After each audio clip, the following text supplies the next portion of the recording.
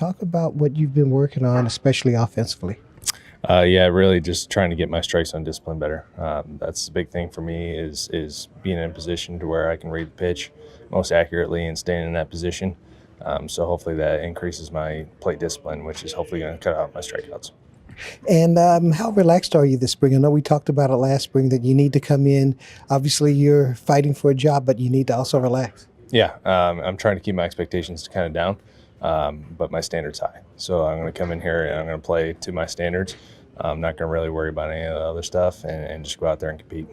I always wonder about this guy in your position. Are you thinking just make the team, or do you go in like maybe even from when you were 8 years old? You want to be a star. You want to be the starter, be out there all the time. Yeah, I think you ask anybody in this clubhouse, they want to be the starter, right? They want to be the guy.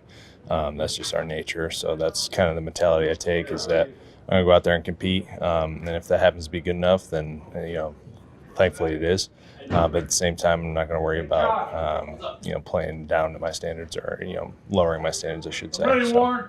And to come off, you also contributed. So you go into the offseason and say, hey, I did some things good, and kind of leave it at that, and then just turn to the next year? Yeah, I think you look at that very briefly, and then I also look at the fact that I was sent down as well for reasons. So to me, that's more important than the good things because obviously there's areas that I need to improve upon still.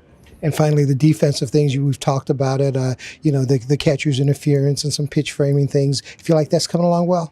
Yeah, I do. Again, that's daily progress, daily work. 1% better every day, and just keep going from there. Thanks, Tom.